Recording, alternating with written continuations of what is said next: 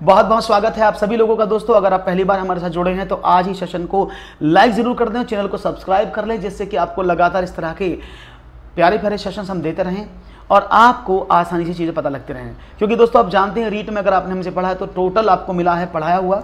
तो बिना देरी करते हुए अब शुरू करते हैं। मेरा नाम है डॉक्टर ललित और मैं आपको पढ़ाता हूँ मैथमेटिक्स और रीजनिंग साथ में। ओके, तो यहाँ पर हम शुरुआत करते हैं आपके सामने और पहला प्रश्न बिना किसी देरी के मैं आपके सामने रखता हूँ। उम्मीद करता हूँ ये प्रश्न आपको बहुत अच्छे से समझ में आएगा और इसका जल्दी जल्दी आंसर भी आप मुझे देंगे। पहला प्रश्न है 4 - 2 - 9 to the power 0 plus 3 square divide by 1 plus 3 का वैल्यू क्या होगा। 4 - 2 - 9 whole to the power 0 plus 3 square divide by 1 plus 3 is equal to what. समझते हैं, सवाल बड़ा आसान है। पहला सवाल कंटेंट से लिया गया है और बाकी मिक्सअप रहेगा कंटेंट और पेडागॉजी का। तो देखो इस सवाल को कैसे करते हैं, आप सभी जानते हैं 4 माइनस का किसी की भी पावर 0, अभी ब्रैकेट में चाहे कुछ भी लिखा है, अगर उसकी पावर 0 है तो किसी की भी पावर 0 यानी a टू दी पावर 0 क्या होता है, आप कहेंगे 1, तो आप इसको लिख दें 1 प्लस 3 3 9 में आपने 1 का डिवाइड कर दिया प्लस 3, तो क्या बना 4 माइनस का 1 प्लस का 9 प्लस का 3, तो 9 और 3 12 और 4 16 माइनस का 1 is equal to 15 is the right answer. सभी लोग अपने आंसर देते रहे कमेंट सेक्शन में। क्वेश्चन नंबर 2 आपके सामने था ये, हालांकि पहला क्वेश्चन था, 2 कैसे हो गया। चलो 15 इसका आंसर आपको सही सही मिला और आपने बहुत अच्छे से चूज करने की कोशिश की। सवाल अच्छा था, पहला सवाल छूट चुका है। अब पहला सवाल लेते हैं। 12112 को 11 से और 13223 को 13 से भाग देने पर प्राप्त शेषफल का योग क्या है, यानी the sum of the remainder obtain by dividing 12,112 by 11 and 13,223 by 13 is what. यानी आपको दोनों का रिमाइंडर निकालना है, दोनों को भाग करना है, रिमाइंडर निकालना है, तब आपको आंसर देना है। तो जनरल वे हम कैसे करते हैं सवाल, बहुत इजीली करते हैं ना। चलो लेट्स सी 1 2 1 1 2। अगर मैं इसकी बात करता हूं, अगर मैं इसमें 11 का डिवाइड करता हूं तो बहुत इजी है ना। 11 एकम 11, आपने 1 उतारा, 1 11 एकम 11, आपने कहा ओके, आपने कहा ओके, यहाँ बचा 0, आपने 1 उतारा, ना जाने का 0, आपने 2 लिखा, 11 एकम 11 एंड यू विल गेट 1। तो यहाँ पर रिमाइंडर 1 बचा। ऐसे ही अगर 13,223 में डिवाइड करेंगे आप कितने का, 13 का, तो क्या होगा 13 एकम 13, बचा कितना 0 2, ना जाने का 0 2, 13 एकम 13, बचा कितना 9, आपने उतारा ऊपर से 3 2, फिर 2 उतारा आपने, तो 13 7 91,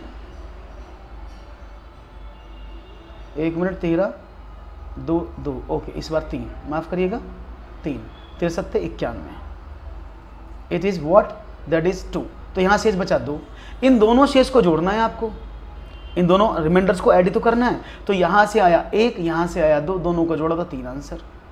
आप 11 को ऐसे भी कर सकते थे, तो मैंने आपको बेसिक बताया है 11 को कैसे, डिविजिबिलिटी रूल क्या कहता है 1 2 1 1 2, तो आप इसको ऐसे भी कर सकते थे। इन ऑड प्लेसेस का सम हमेशा इवन प्लेसेस के सम का डिफरेंस 11 से डिवाइड होना चाहिए।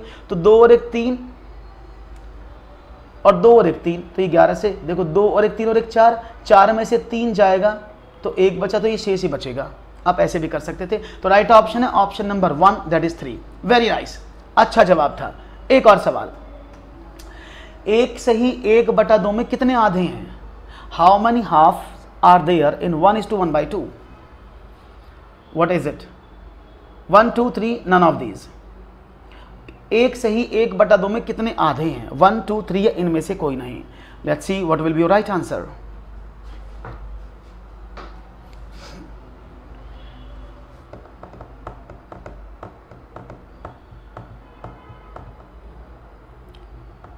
फिर से अभी बताता हूं लास्ट, तो देखते हैं जवाब क्या मिलता है। 1:1/2 में कितने आधे, तो बहुत ही सिंपल सवाल है। अगर मैं आपसे एक प्रश्न पूछूं तो मुझे बताओ कि 10 रुपए में 2 रुपए के कितने सिक्के हैं, तो आप क्या कहेंगे 10 रुपए में कितने 2 रुपए के सिक्के हैं। आपने कहा सर 5 क्यों, 10 में आपने 2 का डिवाइड कर दिया, यू विल गेट 5। यही तो होता है, 10 रुपए में 2 का आपने डिवाइड कर दिया, यू विल गेट 5। तो 10 रुपए में 2 रुपए के कितने सिक्के हुए, 5। तो जब यहां पर आप कर सकते हो, यहां भी तो ये पूछ रहा है वो 2 एकम 2 और 1 3, 3/2 में कितने 1/2 है, तो 1/2 का डिवाइड कर दो, यानी 3/2। अब अगली बार उसकी मल्टीप्लाई कर दो, that is you will get 3. Not 5, it's 3. 5 क्यों होंगे? That is 3. बी, हाँ, B is the right answer. Correct answer दिया आपने, आप एकदम अब सही दिया है. That is B is the right option. Correct answer आपकी तरफ से. चलो तो एक और सवाल लेते हैं और देखते हैं वन मोर क्वेश्चन. क्या था इसमें, क्या प्रॉब्लम आई आपको? देखो सिंपल था, अगर आप इसको ऐसे कर सकते तो you can do easily. Otherwise rule क्या कहता है? 1 2 1 1 2. तो इवन नंबर पर आए अंकों का योग कितना है? 2 और 1 3 और 1 4. ऑड नंबर पर 4. और इवन नंबर पर आए योगों का योग दोनों को घटाने पर अगर 0 मिल जाता है तो वो कट जाता है 11 से, लेकिन अगर कुछ और मिले तो वही रिमाइंडर रहता है. तो इसका मतलब इसका शेष 1 था. ऐसे कर सकते थे. 5 कैसे हो जाएंगे? आप क्या बात कर रहे हैं? 5 आंसर क्यों दिया जा रहा है भाई इनमें से? सिंपल सवाल है. 3/2 में कितने आधे हैं? 1 में 2 आधे. भाई 1 में कितने आधे हैं? 2. और 1 आधा ये हो गया, 3 ही तो हो गए. आप इसको डायरेक्ट भी कर सकते थे. So why you are creating so much problem? आप अपना क्यों सोच रहे हैं कि गलत हो रहा है आपका सवाल? ओके, तो दैट विल बी 3. चलो एक और सवाल. आहा, बड़ा अच्छा प्रश्न आपके सामने है. 0.1 into 0.1 into 0.1 plus 0.02 multiply by 0.02 multiply by 0.02 upon 0.2 into 0.2 into 0.2 plus 0.04 into 0.04 into 0.04 का वैल्यू क्या है ये आपको बताना है. Let's see. हाँ मनीष.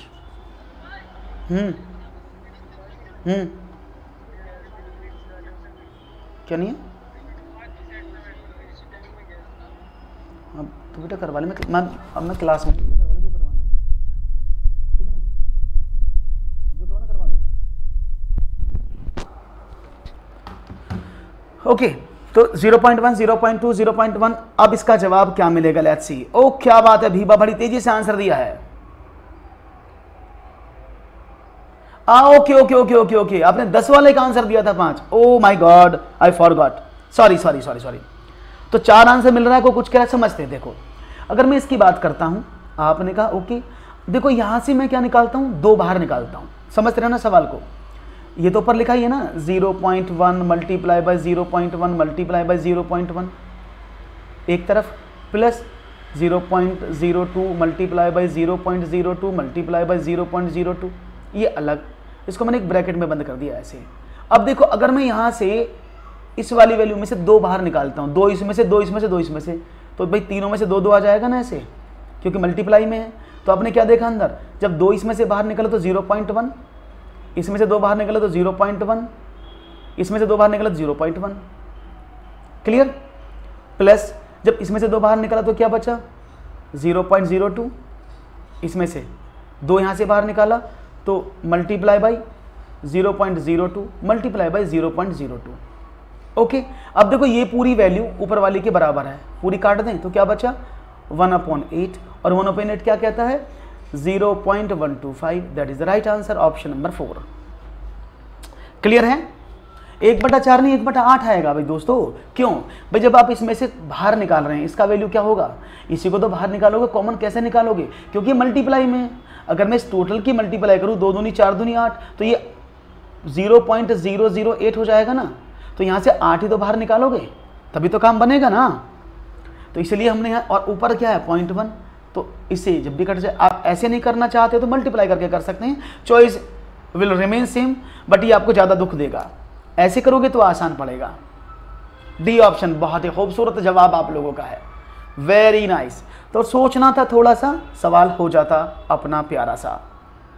एक और सवाल आपके सामने. चलिए, 5 अंकों की बड़ी से बड़ी संख्या तथा 4 अंकों की छोटी से छोटी संख्या का योग कैसे पढ़ा जाएगा? How will the sum of the largest 5 digit number and the smallest 4 digit number be read? 109,999, 199, 1,01,999, 1,999. तो देखते हैं जवाब क्या मिलता है. 5 अंकों की बड़ी से बड़ी, और बहुत सब जानते हैं कि भाई 5 अंकों की बड़ी से बड़ी संख्या कौन सी होती है? अपने का 9 9 9 9 9 5 बार 9. और 4 अंकों की छोटी कौन सी होती है? 0 0 0 1. सबको जोड़ दें. आपने कहा जोड़ दो, तो क्या है आपका? आपने कहा 9 9 9 9 और 1 10 और 9 और 1 10, इकाई दहाई सैकड़ा हजार दजर लाख 1,09,99, तो 1,09,99 ये वाला। क्लियर है? बहुत बढ़िया। तो B is the right option. क्या बात है, खूबसूरती से आप लोगों के जवाब यहां पर लगातार आ रहे हैं। That's very nice and impressive answer you have given. Very good. One more question for you. Question है निम्न में से कौन सा सही नहीं है? तो आपको देखना इनमें से कौन सा सही नहीं आप बता रहे हैं, ये आपके सामने सवाल है। तो देखते हैं आपका जवाब क्या मिलता है। It is one. Let's see what will be your right answer. निम्न में से कौन सा सही नहीं है? तो जवाब आपके सामने है, देखते हैं क्या मिलता है आपका जवाब। क्वेश्चन नंबर 6 आपकी स्क्रीन पर है। उम्मीद करता हूं आपका जवाब अच्छे से मिलेगा और बिना गड़बड़ के मिलेगा। पक्का पक्का गड़बड़ नहीं होना चाहिए। That is the reason. गड़बड़ इज नॉट रिक्वायर्ड।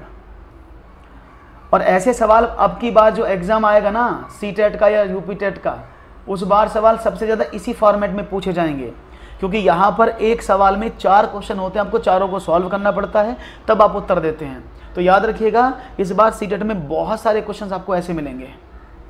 बी, चलो पहला सवाल है, शतांश को बोलते हैं 100 सेंचुरीज। तो ये इसका मतलब क्या है, यानी 25/100, ये 0.25 होता, दैट इज ओके फाइन। 0.57 बराबर है इसके, बिल्कुल सही है। अरे आप देखो 0.57 आप लिखते हो, है ना, और इसमें आप लिखते हो 0.57। अब इसके कितनी भी जीरो लगा दो, इससे क्या फर्क पड़ रहा है, क्योंकि दशमलव के बाद क्रमिक जीरो का कोई भी वैल्यू नहीं होता। आप लगाओ मत लगाओ, बात तो एक ही है ना। तो ये तो सही लिखा है, आप कैसे करें गलत लिखा है। अगर हाँ इसके बाद कुछ और लिख देता तब तो गलत हो जाता, लेकिन क्रमिक जीरो का यानी कॉन्जुगेटिव जीरोज के बाद कोई नंबर नहीं है दशमलव के बाद, तो उनका वैल्यू जीरो होता है। हाँ, रीट के पेपर में इस तरह के सवाल आए हुए हैं, बिल्कुल। अब देखते हैं तीसरा ऑप्शन। नहीं, रीट का पेपर तो मैं करा चुका हूं, जो अभी 2021 में था। 30 सेंटीमीटर भुजा वाले वर्ग का क्षेत्रफल। अब 30 सेंटीमीटर भुजा वाले वर्ग का क्षेत्रफल क्या होता है? आपने कहा वर्ग ये है, इसकी भुजा 30 सेंटीमीटर है, क्षेत्रफल क्या होगा? 30 का square, that is 900 centimetre square.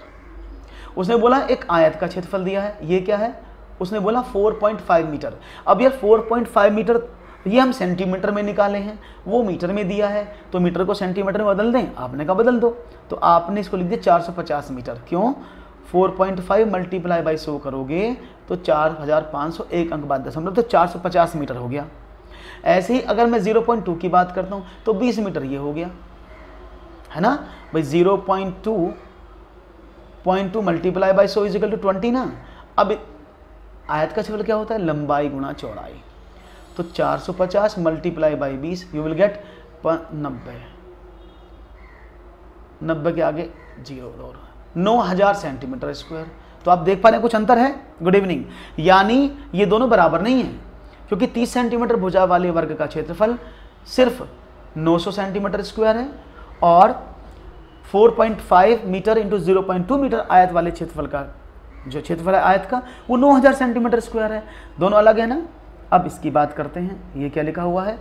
2009 millilitre और 2 लीटर 9 मिलीलीटर बराबर है, बिल्कुल सही बात है। देखो भाई 1 मिलीलीटर में 1000 मिलीलीटर में 1 लीटर होता है, तो 2000 में तो बन गए 2 लीटर। और ml की बात करते हैं तो 9 ml, तो सही तो लिखा है। यानी गलत जवाब कौन सा था? ऑप्शन नंबर 3, क्योंकि दोनों बराबर नहीं है। बस यही तो ढूंढना था। तो मैं बार बार बोल रहा हूँ, इस तरह के प्रश्न अब सीटेट में या यूपीटेट में आने की शुरुआत ज़्यादा से ज़्यादा होगी, क्योंकि लॉजिकल क्वेश्चन ज़्यादा पूछे जाएंगे, जैसा कि प्रेडिक्शन किया गया है और बताया गया है कि जो सवाल की पूछने का तरीका वो लॉजिकल होगा। अब देखो इसमें आपको 4 सवाल करने पड़े, तब आपने बताया कि सही कौन सा है, तो इट विल टेक टाइम। तो सिलेबस नहीं बदला है, तरीका पूछने का बदल जाएगा। एक और सवाल, वह छोटी से छोटी संख्या कौन सी है जो पूर्ण वर्ग है तथा 10, 12, 15 और 18 से भी कटती है?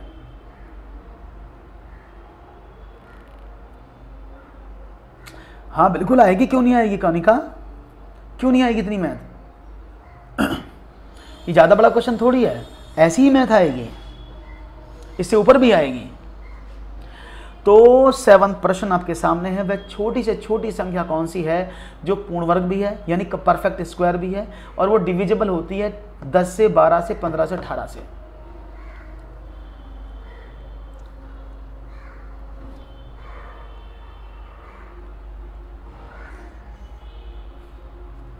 तो राइट ऑप्शन क्या मिलता है, देखते हैं जवाब क्या मिलता है आपका। उम्मीद पर दुनिया कायम है, लाइक करते रहो सेशन को, लाइक जरूरी है, लाइक पर अत्याचार ना करें, कृपया करके लाइक को बरकरार रखें। तो सवाल आपके सामने है, देखते हैं जवाब। गुड इवनिंग मीनाक्षी, सवाल का जवाब क्या है। देखो, इस सवाल को दो तरीके से कर सकते थे, आप तो ये बाई ऑप्शन चूज कर सकते थे या फिर आप इसको सॉल्व कर सकते थे। तो पहले मैं बाई ऑप्शन बताता हूँ। देखो, सबसे पहले छोटी संख्या पूछी है ना, तो छोटी ले ली 900। क्या 900 सभी से कटता है, देखो 0 है, कट जाएगा। 12 7 84 और 12 5 से 12 से भी कट गया। 15 6 90, 18 5 90, तो ये सबसे कट रहा है। 3600 भी कटेगा लेकिन वो बड़ी संख्या है। 3600 भी तो डिवाइड होगा लेकिन वो बड़ी संख्या है। उसने बोला छोटी छोटी संख्या कौन सी है, तो यही तो जो पूर्ण वर्ग है। दूसरा तरीका क्या था, आपने कहा 10 12 15 18 का आप एलसीएम निकालो। चलो निकाल लेते हैं। आपने 2 से डिवाइड किया, 2 पंजे 10, 6 15 कटता नहीं 9, फिर 2 से काटा, आपने कहा 5 3 15 और 9। आपने कहा 3 से काट लेते हैं इसको, 3 से काटे तो 5 नहीं कटता, 1 5 और 3, फिर 3 से काट दिया। आपने कहा 5 1 5 1, अब आपने 5 से डिवाइड कर दिया, 1 1 1 और 1। क्लियर है। अब क्या हुआ, अब देखो अगर वो परफेक्ट स्क्वायर बनाने की बात कर रहा है कि परफेक्ट स्क्वायर होना चाहिए, तो संख्या जो इनसे कटेगी, लेकिन परफेक्ट स्क्वायर पूछ रहा है तो क्या करें। देखो 2 का जोड़ा है, परफेक्ट स्क्वायर में जोड़ा चलता है ना, 3 का भी जोड़ा, एक जोड़ा में से 5 का, तो 5 का जोड़ा बना लो। क्या करेंगे, 2 multiply by 2 multiply by 3 multiply by 3 into 5, एक 5 और लगा देखो कि उससे पूर्ण वर्ग बन जाएगा, मल्टीप्लाई कर दो। 5 पंजे 25, 75 दूनी 150, 150 तो ये 450 दूनी 900। आप ऐसे भी कर सकते थे। Is it clear. क्योंकि उसने बोला परफेक्ट स्क्वायर हो, तो भाई परफेक्ट स्क्वायर कब बनता है, जब उसमें परफेक्ट कपल हो, जोड़े हो। 2 का कपल था, 3 का कपल था, 5 का नहीं था, यानी 5 मिसिंग है, तो 5 और मल्टीप्लाई कर दें तो परफेक्ट स्क्वायर बन जाएगा। और मल्टीप्लाई करके देखा तो भाई ये सवाल तो हमारा 900 आया। क्लियर है, बात समझ में आ गई, बहुत ही बढ़िया, वेल डन, अच्छा जवाब आप लोगों की तरफ से आया है, दैट्स वेरी नाइस। तो बढ़ते हैं आगे और जवाब की बात करते हैं एक और सवाल के साथ। 10 सही 1/2 मीटर लंबी रस्सी से 4 सही 5/8 मीटर लंबी रस्सी काटी गई, शेष रस्सी की लंबाई कितनी है। 10 सही 1/2 लंबी रस्सी है, उसमें से आपने 4 सही 5/8 मीटर लंबी रस्सी काट ली, तो रिमेनिंग रस्सी कितनी है। क्वेश्चन ये है, इस 4:5/8 एंड इस 10:1/2। ये डिजिट बदल जाती है जब ये पेस्ट करते हैं नीचे से, तो ये बदल जाती हैं, तो इनको समझ लीजिएगा। ये क्या लिखा है, ऊपर लिखा है नीचे लिखा है। तो you are cutting 4:5/8 metre long rope from 10:1/2 metre long rope, the remaining rope length is what. तो देखते हैं साहब क्या जवाब मिलता है आप लोगों का। ये तो आप पर डिपेंड है कि आप इस रस्सी में कितना हिस्सा काट के मुझे बताते हैं और क्या हिस्से की कटिंग आपके सामने आती है। तो देखो सिंपल था भाई, इसका मतलब क्या है, 10 सही 1/2 मीटर लंबी रस्सी है, उसमें से आपने 4 सही 5/8 मीटर लंबी रस्सी काट दी, तो कितनी बची, दोनों को घटाना ही तो है। अब देखो आप इसको दो तरीके से कर सकते थे, 10 दूनी 20 और 21/2 माइनस 8 चौक 32 और 5 37/8। आपने 8 इसका एलसीएम ले लिया, तो 4 21 चौक 84 माइनस 37, 14 में से 7 गए 7, 4 47/8 डिवाइड कर दें तो 8 पंजे 40 7/8। तो right option is what, that is option number 3, C is the right option। 5:7/8 is the right answer। Clear, clear cut समझ में आ गया होगा सबको, वेरी नाइस। नो 1/8, वाई 1/8, 8 पंजे 40 होता है ना। आकांक्षा प्लीज करेक्ट इट। तरीका नंबर 2 का था इस कैलकुलेशन को सॉल्व करने का आसानी से, आप ऐसे भी कर सकते थे। मैंने आपको वैसे भी बताया कि अगर आप इसको ना ऐसे करें तो शॉर्ट में कैसे करते हैं, 10:1/2 माइनस 4:5/8। हम क्या करते हैं, पूरी संख्या की तरफ निकाल लेते हैं। देखो 10 में से 4 गया 6 प्लस 1/2 माइनस 5/8, तो 6 प्लस का, अब इसमें से आप छोटा हो जाएगा, 4 माइनस का 5, तो क्या हुआ, ये हुआ 6 माइनस का 1/8। अब देखो इसमें कैसे करते, मैंने बताया था ना 6 में से 1/8 घटाना है, तो अब भी आ जाएगा, लेकिन अब कैसे करेंगे, अगर आपको ऐसे घटाना होता है ना तो क्या करते हैं, इसमें से 8 में से 1 कम कर दो, 7 आया ना, और वो 1 इसमें से कम कर दो, तो 5 सही 8 में से 1 गया 7/8, that is the right answer. आप इसको शॉर्ट में भी कर सकते हैं। क्लियर है, बात समझ में आ गई, दोनों तरीके से मैंने आपको ये बता दिया है। मुझे उम्मीद है कि आपका जवाब एकदम समझ में आया होगा और you can easily manage this task and do all the questions easily. एक और प्रश्न आपके स्क्रीन पर, जब दिल्ली में समय 8:49 PM है, तब सिडनी में समय अगले दिन का 1:19 AM है। यदि दिल्ली में समय 11:19 AM है तो सिडनी में क्या समय होगा।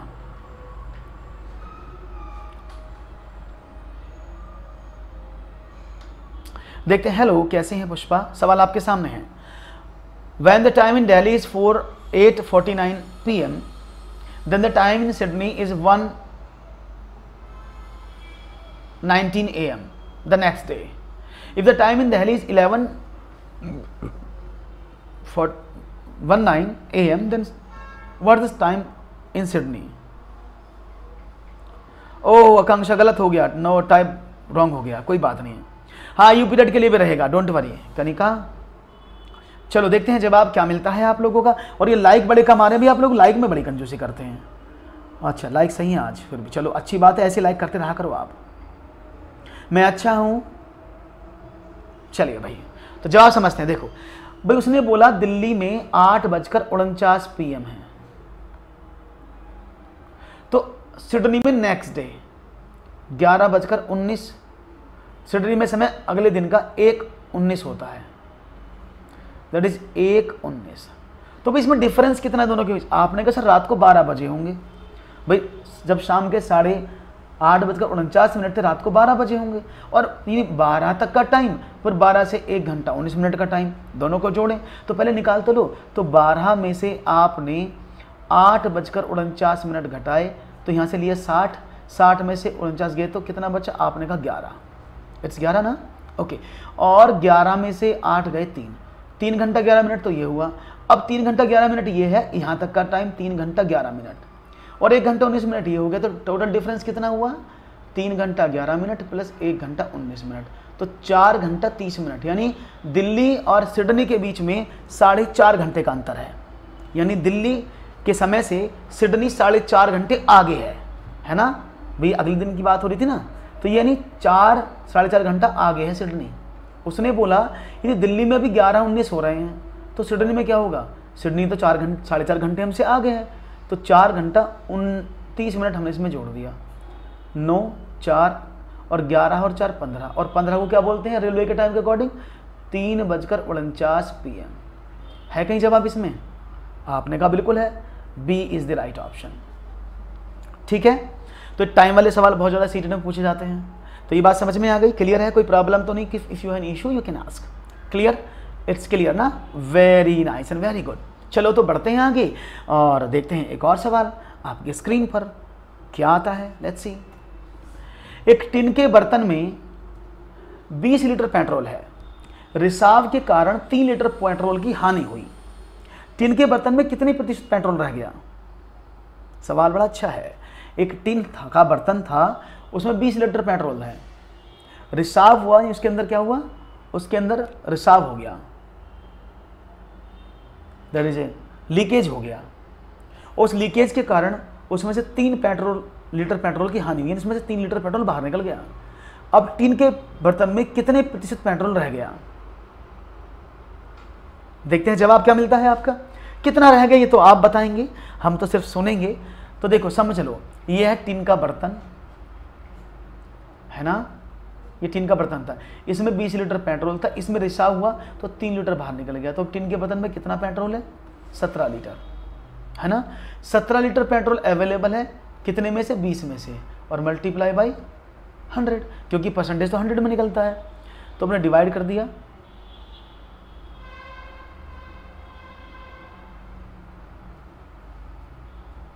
पांच बार और 17 पंजे 85, तो अभी टिन के बर्तन में 85% है। अगर वो पूछता कितने प्रतिशत पेट्रोल बाहर निकल गया, अगर वो ये पूछता कि कितने लीटर पेट्रोल अब बाहर रिसाव के कारण बाहर निकल गया, तो कितना निकला था 3, कितने में से 20 में से मल्टीप्लाई बाई 100, तब कितना होता 20 पंजे 100, यानी 15% जो है वो बाहर निकल गया। क्लियर है, बात समझ में आ गई? Very nice, cool cool cool, बहुत बढ़िया। लाइक वाइक करते रहो, 10 प्रश्न हुए, आगे बढ़ते हैं एक और सवाल की तरफ। रवि और अली की कुल आयु अली तथा जॉन की कुल आयु से 10 वर्ष अधिक है। जॉन रवि से कितना छोटा है? 10 वर्ष, 20 वर्ष, ज्ञात नहीं कर सकते या उपरोक्त में से कोई नहीं। रवि और अली की कुल आयु अली तथा जॉन की कुल आयु से 10 वर्ष ज्यादा है। अब रवि जॉन और रवि से कितना छोटा है ये आपको बताना है। सवाल आपके सामने है, 10 वर्ष, 20 वर्ष, ज्ञात नहीं कर सकते आप या उपरोक्त में से कोई नहीं। तो देखते हैं आपका जवाब क्या मिलता है।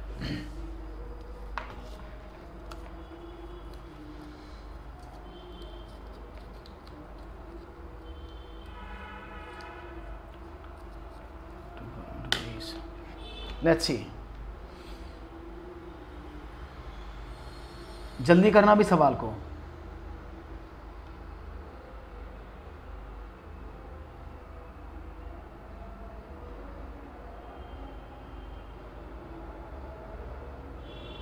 ओके, सो जवाब यहां मिल रहा है मुझे, अच्छे से जवाब दे रहे हैं आप, दैट्स वेरी नाइस। इसी उत्तर की तो तलाश है।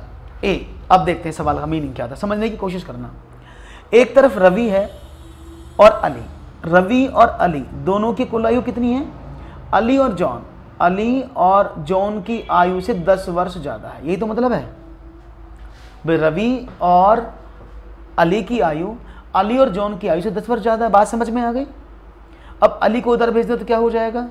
रवि प्लस अली माइनस अली बराबर जॉन प्लस 10, अली से अली कट गया, तो रिलेशन क्या निकला? रवि की आयु जॉन की आयु से 10 साल ज़्यादा है। स्टेटमेंट क्या हुआ कि रवि जॉन से 10 वर्ष बड़ा है, ये तो मतलब हुआ कि रवि की आयु जॉन की आयु से 10 वर्ष ज़्यादा है। अच्छा, अगर मैं जॉन की आयु निकालूं तो मतलब क्या हुआ? आपने कहा रवि माइनस 10, तो मतलब क्या हुआ? जॉन रवि से 10 वर्ष छोटा है। ओके, रिकॉर्डेड देखते हैं, कोई बात नहीं, रिकॉर्डेड देखिएगा, लेकिन देखिएगा जरूर क्योंकि बहुत कुछ सीखने को मिलेगा। तो यानी रिलेशन क्या निकला कि जॉन बराबर रवि माइनस 10, यानी जॉन की आयु रवि की आयु से 10 साल कम है, और कम का मतलब छोटा होता है। तो जॉन रवि से कितने साल छोटा हुआ? That is 10 years. बहुत बढ़िया, क्या बात है, बहुत ही खूबसूरती से जवाब।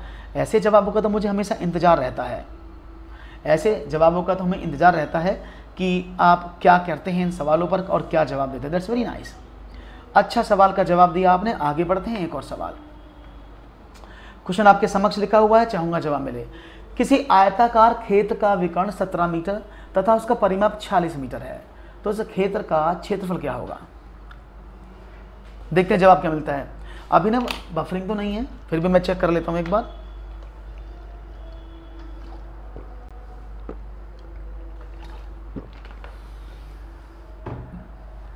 ओके, तो देखो इस सवाल को 2 तरीके से कर सकते हैं, तरीके दोनों बताता हूं कौन कौन से। एक आयताकार खेत का विकर्ण 17 मीटर तथा परिमाप 46 मीटर है, तो इस खेत का क्षेत्रफल क्या होगा? अब समझने की कोशिश करना। मैं इसको दोनों तरीके से कराऊंगा, शॉर्टकट से भी और बेसिक से भी। फॉर एग्जाम्पल, ये है आपका खेत, आयताकार खेत, इसका ये दे दिए डायगोनल 17 सेंटीमीटर, और इसका जो परिमाप है, परिमाप क्या होता है यहाँ लिख देता हूँ, 2 × L + B होता है ना, वो कितना दिया है आपको? दिया है 46। क्लियर है? अब ये इसकी L है और ये इसकी B है। आप सभी जानते हैं कि भैया ये पाइथागोरस थ्योरम के अकॉर्डिंग क्या होगा, क्योंकि समकोण त्रिभुज बन रहा है यहाँ पर, ये कर्ण हो गया, तो पाइथागोरस थ्योरम के अकॉर्डिंग क्या होगा? आपने कहा सर L² + B² बराबर 17 का स्क्वायर होगा, और इसके अकॉर्डिंग दूसरी इक्वेशन क्या कहती है कि L + B बराबर 23 होगा, क्योंकि 2 को उधर भेज देंगे 23। मैंने क्या काम किया? मैंने इसका स्क्वायर कर दिया दोनों तरफ का होल स्क्वायर, तो ये क्या हो जाएगा? अगर मैं L + B का होल स्क्वायर करता हूँ, it will give you what? L² + B² + 2LB, ये तो देगा, है ना? आपने कहा ओके। अब L + B का वैल्यू तो आपको पता 23 है, तो मैं लिख सकता हूँ उसको 23 का स्क्वायर = L² B² का वैल्यू आपको पता 17 का स्क्वायर + 2LB। अब इसको 2LB का वैल्यू निकालते हैं, it will give you 23 square minus 17 square, यानी 23 प्लस 17, 23 माइनस का 17। ओके, ये 2LB के बराबर है।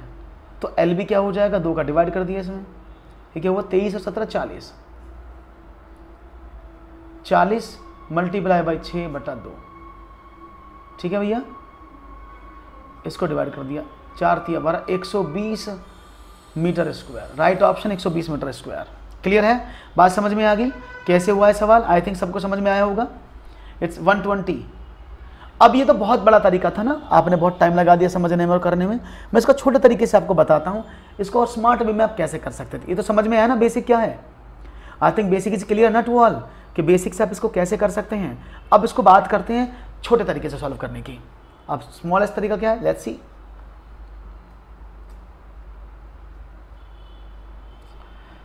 देखो, अगर मैं आपसे कहूं एक आयत है और इसका विकर्ण ही है 17, तो मैं इसको थोड़ा सा आगे करूं।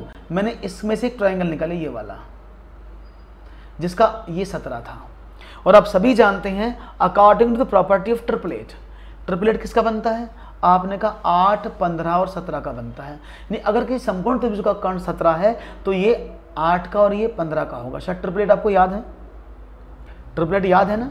तो आपको पेन भी नहीं चलाना पड़ेगा और 15 8 120 आपका आंसर आ जाएगा। ट्रिपलेट में लिख देता हूँ कुछ ट्रिपलेट, 5 ट्रिपलेट ही हैं जो बार बार एग्जाम में आते हैं। मैं लिख देता हूँ 3, 4, 5 पहला ट्रिपलेट, जहाँ पर सबसे बड़ी वाली जो लेंथ है वो कर्ण होती है। आप लिखते हैं 5, 12, 13, 6, 8, 10, 7, 24, 25 और 8, 15 और 17। ये ट्रिपलेट सबसे ज़्यादा कॉमन है जो एग्जाम में आते हैं। क्लियर है? तो ये सबसे ज़्यादा ट्रिपलेट हैं जो कॉमन आते हैं एग्जाम में। 3, 4, 5, 5, 12, 13, 6, 8, 10, 7, 24, 25 और 8, 15 और 17। क्लियर है, बात समझ में आ गई? तो you can apply this concept through which you can. अब देखो 17 था, 17 की दोनों भुजाएं कौन कौन सी होती है समकोण त्रिभुज में? 8 और 15। तो 15 ये 8, तो 15 ये होगी, 8 ये होगी, 15 8 120 आंसर। तो without any delay, without any hesitation, without any problem आपने जवाब उत्तर दे दिया 120। कितना आसान था, इजी था ना? चलो तो एक और सवाल लेते हैं फिर। ये रहा, सुमित एक स्कूल में समबाहु त्रिभुजाकार मैदान है। सुमित के स्कूल में एक त्रिभुजाकार मैदान है जो समबाहु है। वह प्रतिदिन उस मैदान के 6 चक्कर लगाता है। यदि उस मैदान की प्रत्येक भुजा की लंबाई 45 मीटर हो तो उसके द्वारा प्रतिदिन तय की गई दूरी कितनी है? ये कुछ ऐसा हो गया, सुबह सुबह आप जॉगिंग पे जाते हो और जिस पथ पर आप दौड़ते हो वो त्रिभुजाकार है और उसकी एक भुजा की लंबाई 45 मीटर है, तो आपको 6 चक्कर लगाने में कितना चलना पड़ेगा? ये सवाल है। समझा देता हूं, जब आप भी करते रहो। ये है आपका त्रिभुजाकार मैदान। ओके, दिस वन, ये समबाहु हुआ तो इसकी सारी भुजाएं बराबर हैं, 45, 45 और 45। तो वो एक चक्कर में कितना चलता होगा? आपने कहा 45 प्लस 45 प्लस 45 यानी 45 मल्टीप्लाई बाई 3 यानी 135, यानी एक चक्कर में वो 135 मीटर चलता है। भाई 5 3 15, 5 चौक 20, 3 5 15, 3 चौक 12 और 1 13। एक चक्कर में चली गई दूरी 135 मीटर है। तो भाई वो 6 चक्कर लगाता है तो कितना चलता होगा? आपने कहा सर एक चक्कर में 135 चलता, 6 में कितना चलेगा? 6 की गुणा कर दो, 6 पंजे 30, 6 3 18 और 3 21, 6 एकम 6 और 2 8, 810 मीटर। क्लियर है भाई? आसान समझ में आ रहा है कि नहीं? जब समझ में ना आए तो मुझे बता देना। Is it clear now? Yes everyone, this is clear to you all? Very very good, very nice, बढ़िया, अच्छे सवाल हैं और अच्छे से आप इनका जवाब दे रहे हैं। एक और सवाल, चलिए बढ़ते हैं आगे। हेंसन के अनुसार कक्षा को उद्देश्यों से ठीक प्रकार से अवगत कराने के लिए, नहीं, आप अपनी कक्षा को जो उसके उद्देश्य हैं, जो टीचिंग ऑब्जेक्टिव्स हैं, ठीक प्रकार से अवगत कराने के लिए शिक्षण प्रक्रिया के दौरान टीचिंग कराते समय कौन सी सहायक सामग्री की विविधता अत्यंत आवश्यक है? इनमें से कौन सी वो सामग्री है, कौन सा वो ऐड है जिसके द्वारा आप उसमें विविधता ला सकते हैं? तो देखते हैं आपका जवाब क्या मिलता है। Okay, is it clear?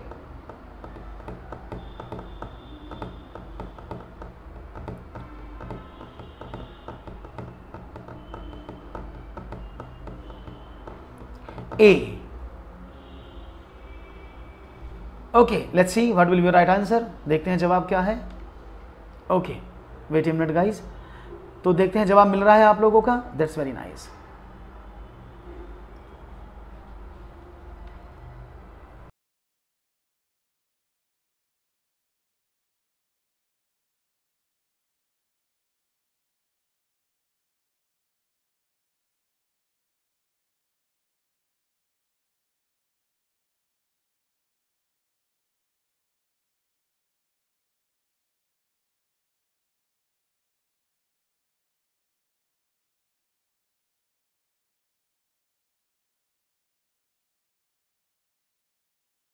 Okay, तो यहां पर आपका जवाब मुझे मिल रहा है धीरे धीरे। पेडागॉजी का पहला सवाल आपके समक्ष था और उम्मीद थी कि जवाब अच्छे मिलेगा। हेंसन के अनुसार, देखिए आपको बता दूं, हेंसन ने के अनुसार जो आप बात कर रहे हैं, जो बता रहे हैं, आवाज़ नहीं आ रही। अभी आवाज़ आ रहा है पुष्पा जी? आवाज़ आ रहा है? ओके, तो ये किसका है? ये इकाई पाठ योजना की विशेषता है, यानी ये यूनिट प्लान की विशेषता है। This the feature of unit plan. जब आप बच्चों को कक्षा में पढ़ाते हैं तो उस पर्टिकुलर यूनिट में कई सारे चैप्टर्स होते हैं, और या चैप्टर नहीं होंगे। जैसे आपको फॉर एग्जांपल आपको पढ़ाना है नंबर सिस्टम, तो नंबर सिस्टम में पहले अंकों का परिचय होगा, उसके बाद इकाई का अंक कैसे निकालते हैं, रिमाइंडर थ्योरम को अप्लाई कैसे करते हैं। तो हर एक चैप्टर का, हर एक पाठ का अपना एक उद्देश्य होता है। तो यूनिट प्लान में ही वो दिखाया जाता है कि इसको इतने आवर्स दिए जाते हैं, इसको इतने आवर्स दिए जाते हैं। तो ये हेंसन का इकाई पाठ योजना की विशेषता ये बताता है, ऐसा हेंसन ने कहा था। क्लियर है? स्टेटमेंट तो आपको याद ही करने पड़ते हैं। एक और, एक शिक्षक आकार पढ़ाने के लिए ऐतिहासिक स्थानों के भ्रमण की योजना बना सकता है, क्योंकि एक टीचर है, गणित का मास्टर है, उसको बच्चों को आकार पढ़ाने हैं, शेप्स पढ़ानी है। तो शेप्स पढ़ाने के लिए ऐतिहासिक स्थानों के भ्रमण की योजना वो बना सकता है। जो हिस्टोरिकल प्लेस है उनको बच्चों को ले जा सकता है। क्यों ले जा सकता है? ऑप्शन आपके सामने है। पहला, क्षेत्र भ्रमण सीबीएसई द्वारा अनुशंसित किए गए हैं, इसलिए अति आवश्यक है, यानी field trip is recommended by CBSE and these are essential. आकार किसी भी वस्तुकला का अभिन्न अंग होते हैं और इस तरह के भ्रमण सभी विषयों के आपसी संबंधों को बढ़ावा देते हैं। उसने समय रहते अधिकांश पाठ्यक्रम पूरा कर लिया है और उसे अवकाश उपलब्ध कराने की आवश्यकता है, या वह गणित की रोजाना कक्षा के लिए एक अच्छा अवकाश होगा और साथ ही संप्रेषण परक कौशल में सुधार लाने के लिए बेहतर अवसर होगा। काफ़ी अच्छा प्रश्न है और मुझे उम्मीद है इस प्रश्न का जवाब भी मुझे अच्छा सा मिलेगा। लेट्स सी क्या जवाब देते हैं आप इस प्रश्न का। उम्मीद करता हूँ जवाब अच्छा मिलेगा और तेज़ी से मिलेगा। यहाँ पर ऑप्शन नंबर डी मुझे सबसे ज़्यादा मिल रहा है। उमेश ने कहा डी और रुवैदा ने भी डी कहा है, सब डी कह रहे हैं। ओके, बहुत बढ़िया। तो भाई जिन लोगों ने कहा है ए बी सी डी के रूप में अपने आंसर, मैं आपको बता दूं आपका जवाब एकदम सही नहीं है, वो गलत है। It's wrong, not D. Right option is 2। आप सवाल को पढ़ो, समझो।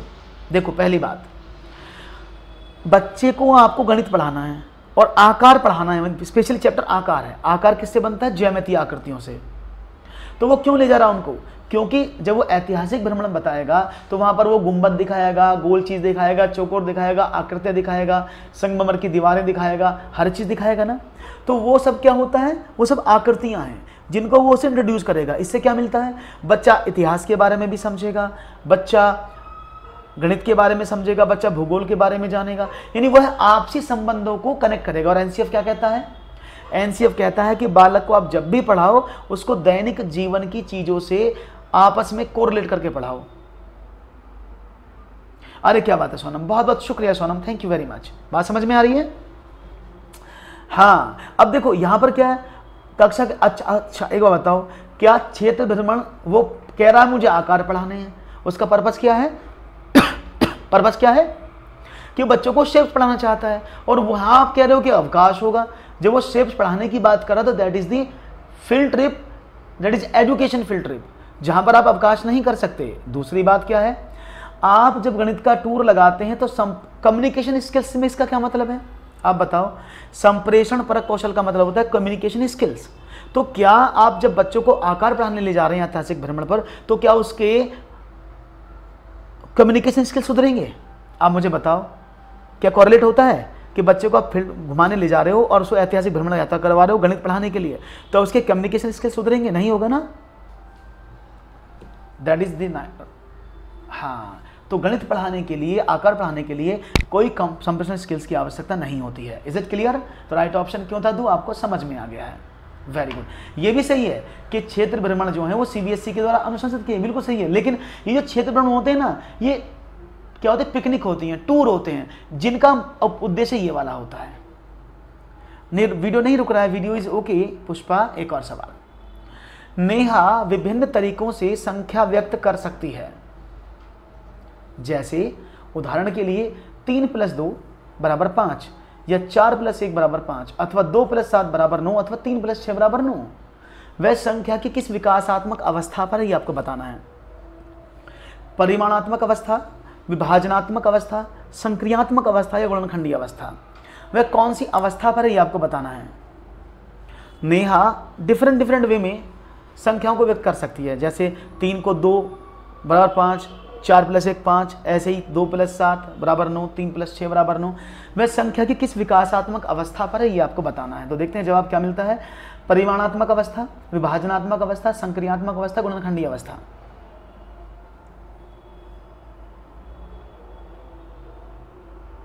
ओके,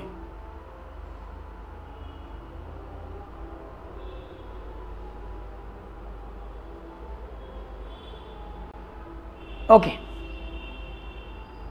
तो देखो समझना, इन सारी अवस्थाओं को मैं समझा देता हूं। मैं यहां से चलता हूं पहले परिमाणात्मक अवस्था में।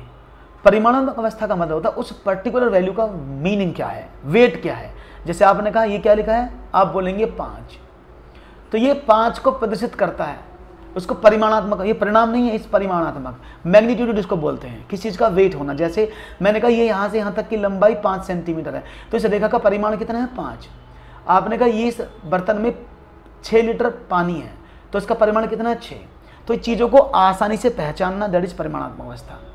विभाजनात्मक अवस्था, इसको स्प्लिट स्टेट बोलते हैं। ये क्या करती है, ये किसी भी संख्या को उसके कंपोनेंट्स में व्यक्त करती है, जिसको आप एक्सपेंडेड फॉर्म भी कह सकते हैं।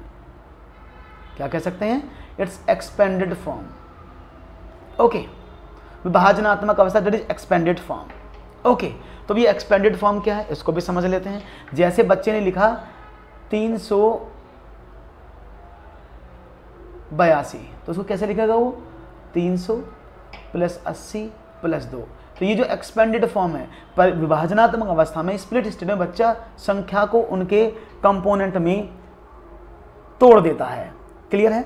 ओके। संक्रियात्मक अवस्था, इसको बोलते हैं ऑपरेशनल स्टेज। अब बच्चा क्या कर रहा है, वो संख्याओं के साथ खेल रहा है। वो कह रहा है कि सर 3 और 2 को जोड़ते तो भी 5 आता है, और आप 4 और 1 को जोड़ेंगे तब भी 5 आएगा। यानी यह ऑपरेशनल स्टेज है, बच्चे यहाँ पर ऑपरेशन परफॉर्म कर रहा है।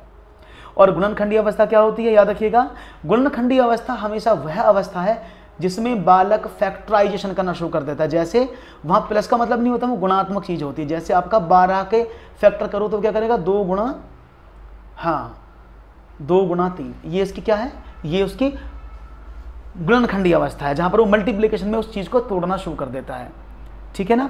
जब भी फैक्टराइजेशन स्टेज आएगा वो हमेशा मल्टीपल पर डिपेंड होता है, और जब भी विभाजनात्मक अवस्था आएगी वो हमेशा प्लस पर डिपेंड होता है। क्लियर है? बात समझ में आ गई? बहुत बढ़िया। आगे बढ़े, एक और सवाल की बात करते हैं और देखते हैं वन मोर क्वेश्चन क्या है आपके लिए। Let's see one more question. आपकी स्क्रीन पर ये रहा। राष्ट्रीय पाठ्यचर्या की रूपरेखा 2005 में उल्लेखित गणित की लंबी आकृतियां किस ओर संकेत करती हैं? 1. चुनौतीपूर्ण समस्याओं को हल करने के लिए। 2. गणित के खेलों का सृजन करने के लिए, हस्त सिद्ध अनुभव प्रदान करने के लिए, या एक संकल्पना पर दूसरी संकल्पना बनाने के लिए। क्लास कब होगी? क्लास तो डेली होती है।